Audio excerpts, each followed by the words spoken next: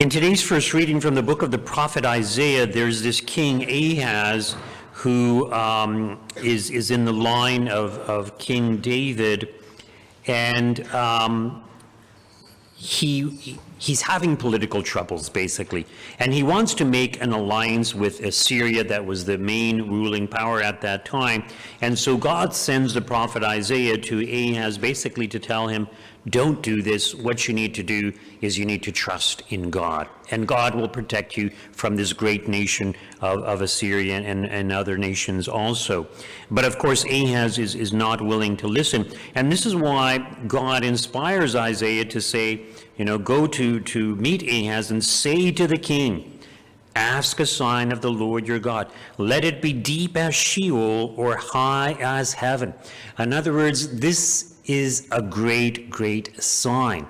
Now, when the scripture speaks of signs, it's usually referring to miracles. So God is basically saying, there's going to be this great miracle. It's going to convince you.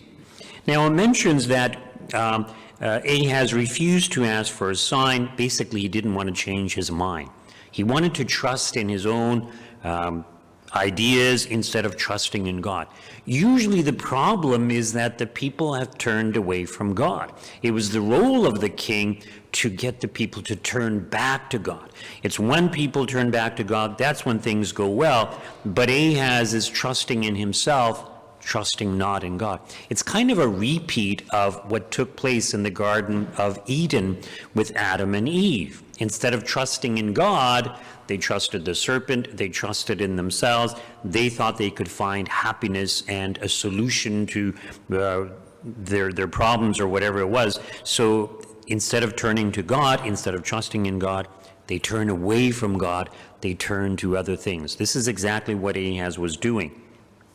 So God is going to give a sign, and it says, look, the young woman is with child and shall bear a son and shall name him Emmanuel, that is, God is with us.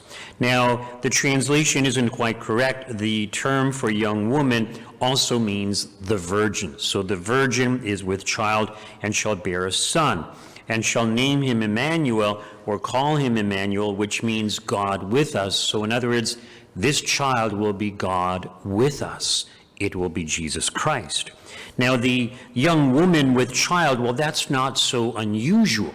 I think what would be unusual is for a virgin to conceive, in the Jewish tradition, a person had to be a virgin before they got married. So if they conceived on their very first night of the wedding, well, that might be seen as kind of miraculous, but not totally.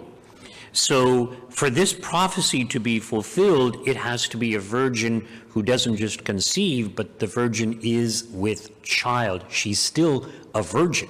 And when it comes to the Blessed Virgin Mary, she remains a virgin throughout her entire life. So this is the sign. Now, this is a sign that not everybody recognizes or not everybody believes in, but this is the great miracle, this great conception without the aid of man. In the case of Mary and her yes to God, she had taken a vow of virginity. This is why she says to the angel, how can this be since I am a virgin and intend to remain a virgin? So Mary, her yes to God is what undoes or starts to undo the no of Eve, the no of Ahaz, and the no of all of us when we say no to God and seek our happiness apart from God. So Mary begins this whole process. And part of the message here for us is the need for us to be obedient to God and to take the warning from Ahaz, King Ahaz, not to seek our happiness apart from God, not to think that we know better than God does. God knows what's best for us. He desires our happiness. He desires our eternal salvation. We need to trust in him, and we need to imitate the Blessed Virgin Mary in her yes to God regarding all things.